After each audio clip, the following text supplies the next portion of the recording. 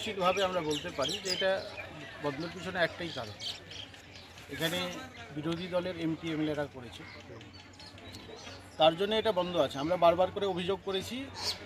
এই কদিন আগেও আমি আমাদের বিডিও সাহেবকে বলেছিলাম, বিডিও সাহেব আমাকে বললেন যে 22 তারিখে আমি ঘাটে যাবো, এটা দেখে নিই।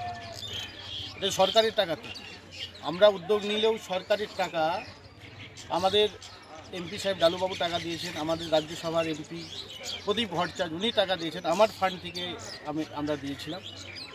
আমি যতদিন এমএলএ ছিলাম এটা ঠিকভাবেই চলছিল। যেদিন আমরা ওপেনিং করি সেদিন আমরা এখানে দাঁড়িয়ে আমি নিজে থেকেই বডি দাহ করেছি, প্রায় 50-60খানা বডি এখানে দাহ হয়েছে। তারপরে এটা বন্ধ করা হয়েছে। আমরা বলেছিলাম যে এখানে 2জন ছেলে থাকবে, তাদের ন্যূনতম একটা বেতন দেওয়া হোক, তাদের রুজি রোজগার হবে।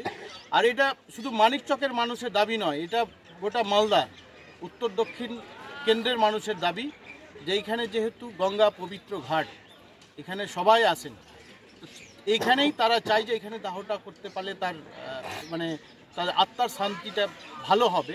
তার জন্য তারা বারবার করে আমাদের কাছে দাবি করেছিল যে এখানে একটা চুল্লি করলে ভালো হয়।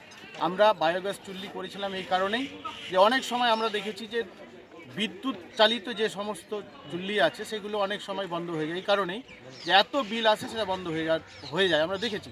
যার কারণে আমরা নতুনভাবে এই বায়োগ্যাস চুল্লি করেছিলাম। এটাকে আমরা বারবার করে দাবি করেছি। আবারও আপনাদের মাধ্যমে বলছি, আমাদের এমপি সাহেব এসছেন, উনি কথা দিয়েছেন যে যা ফান্ড লাগলে দেব, কিন্তু এখানকার প্রশাসনকে দায়িত্ব নিতে হবে। এই যে 2জন থাকবে এখানে, 2টো ছেলে যারা থাকবেন অপারেটর হিসাবে, তাদের বেতনটা তাদেরকে ব্যয় করতে হবে। আর যদি এটা খুব তাড়াতাড়ি প্রশাসন উদ্যোগ না নেয় তাহলে আমরা রাস্তা অবরোধ করব, আর না হলে বিডিও অফিস ঘেরাও করব এই এলাকার সমস্ত মানুষকে নিয়ে। প্রশাসন বললাম বিরোধীর কারণে সব জায়গাতে এই সরকার এবং এই দল তৃণমূল দল রাজনীতি করছে, রাজনীতি কারণেই যে এখানকার বিরোধীরা কংগ্রেসের এমএলএরা এমপিরা এত সুন্দর একটা কাজ করেছে, এটাকে কিভাবে বন্ধ করে রাখা যায়? ভোটের রাজনীতি, আর তাছাড়া কিছু না।